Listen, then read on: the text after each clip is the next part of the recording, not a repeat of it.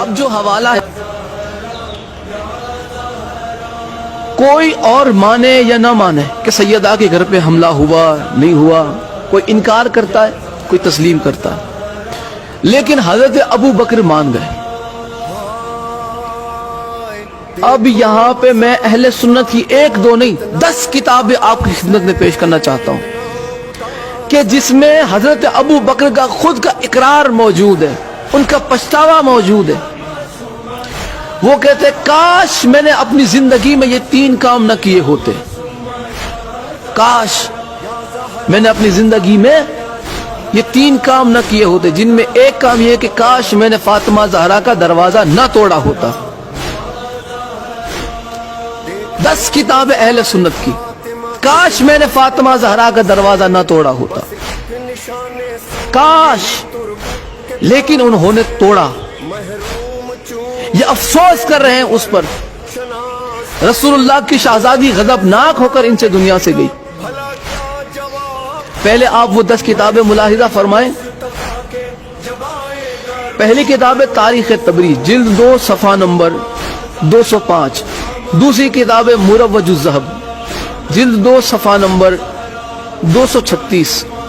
تیسری کتاب ہے میزان الاعتدال، جلد 3 صفحہ نمبر 109۔ چوتھی کتاب کنز العمال، جلد 5 صفحہ نمبر 632۔ پانچویں کتاب تاریخ مدینہ تو دمشق، جلد 30 صفحہ نمبر 418۔ چھٹی کتاب معجم الکبیر، جلد 1 صفحہ نمبر 62۔ ساتویں کتاب تاریخ اسلام امام ذہبی کی، جلد 3 صفحہ نمبر 118۔ آٹھویں کتاب عقد الفرید، جلد 5 صفحہ نمبر 21۔ نویں کتاب الامامت والسیاست، صفحہ نمبر 31۔ اور 10ویں کتاب احادیث المختارہ، جلد 1 صفحہ نمبر 89۔ 10 کتاب اہل سنت کی کہ جس میں یہ بات نقل کی گئی کہ حضرت ابو بکر نے آخری وقت میں یہ پچھتاوا اظہار کیا کہ کاش میں یہ کام نہ کرتا۔ وہ مانتے تھے کہ انہوں نے سیدہ کے در کو توڑا تھا، یہ مانتے تھے کہ انہوں نے سیدہ کے دروازے کو آگ لگوانے کا خود ہی حکم دیا۔ یہاں پہ خود حضرت ابو بکر کا جرم ان کی زبان سے قبول ہوتا نظر آ رہا کہ یہی تھے، اور میں اہل سنت کی کتاب الامامت والسیاست کے حوالے سے بتا چکا، اس کتاب کی توثیق بھی آپ کی خدمت میں پیش کر چکا کہ الامامت والسیاست اہل سنت کی معتبر ترین کتابوں میں سے ایک ہے۔ اب ہمارا کسی کو منوانے کا کوئی شوق نہیں کہ تم مانتا ہو، تمہیں تمہاری اماں کی قسم، تمہارے عقیدے کی قسم، نہیں مانتے، نہ مانو۔ تم کون سی ہماری قبر میں آؤ گے، یا ہم کون سی تمہاری قبر میں آنے والے؟ ہماری قبر میں بھی اہل بیت آنے والے ہیں، آپ کی قبر میں بھی اہل بیت آنے والے۔ آپ وہ اعمال جمع کیجئے کہ جس کے عوض آپ اہل بیت کی بارگاہ میں منہ دکھا سکے۔ ہم وہ کر رہے ہیں کہ جس کی وجہ سے ہم اہل بیت کی بارگاہ میں منہ دکھا پائیں۔ اہل بیت کا حق جھٹلا کے تم بارگاہ رسول خدا میں کھڑے رہ پاؤ گے؟ کس منہ سے کھڑے رہو گے رسول اللہ کی بارگاہ میں؟ کیا منہ دکھاؤ گے؟ ہمیں آپ کا تو نہیں پتا، ہمیں ہماری آخرت کی فکر ہے، اور ہم جانتے ہیں کہ آخرت میں جس کا دبدبا ہے، ہم جانتے ہیں کہ آخرت میں شفاعت جن سے ملنی ہے وہ صرف اور صرف ذات محمد اور اہل بیت محمد ہے۔ صحابہ کو بھی اگر نجات چاہیے تو آل محمد کے در پہ ہاتھ پھیلانا پڑے گا، امتی کو بھی نجات چاہیے تو اہل بیت کے در پہ ہاتھ پھیلانا پڑے گا۔ اہل بیت کی حقانیت کو جھٹلا کے تم کون سے امتی رہ جاتے ہو؟ پھر تم میں اور یزید میں فرق کیا رہ جاتا ہے؟ تم میں اور ابو سفیان کے کردار میں فرق رہ کیا جاتا ہے؟ کیسے ہو تم مسلمان؟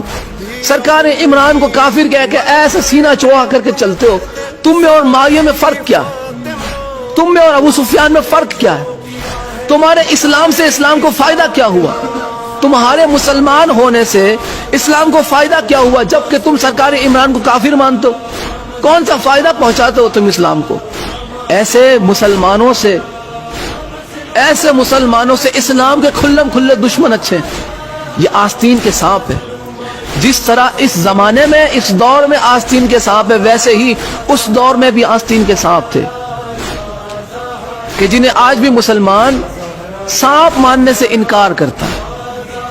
اہل بیت پہ ظلم کرنے والا مسلمان نہیں, اہل بیت پہ مصائب ڈھانے والا صحابی نہیں, اہل بیت سے محبت کرنے والا صحابی ہے, اہل بیت کے در پہ اپنا سر جھکانے والا سچا صحابی ہے. اگر صحابہ میں پہچان چاہتے ہو تو جناب سلمان کی سی عقیدت کس میں ڈھونڈو. کون جناب سلمان فارسی علیہ السلام کی طرح اہل بیت سے محبت رکھتا؟ کس نے جناب سلمان سے اہل بیت کا ادب سیکھا؟ کس نے جناب سلمان سے اہل بیت کی محبت سیکھی؟ جس نے سیکھی ہے وہ ہمارے سر آنکھوں پر ہے, وہ ہمارے سر کا تاج ہے. ان کے قدموں کی خاک ہماری آنکھوں کی سرما اگر بنے, ہماری آنکھوں کا سرما بنے, ہمارے لیے شرف ہے. وہ ہے سچے صحابہ. آپ انہیں صحابہ ہمیں منوانے پہ تلے ہوئے ہیں کہ جن سے رسول اللہ کی شہزادی غضبناک ہو کر دنیا سے گئی. ہم سے نہ مانا جائے گا. اب آخری حوالہ اور آج کی گفتگو تمام سیدہ سلام اللہ علیہا کی شہادت میں آپ کی خدمت میں پیش کر چکا کہ سیدہ سلام اللہ علیہا پر جو ہے ظلم ہوئے,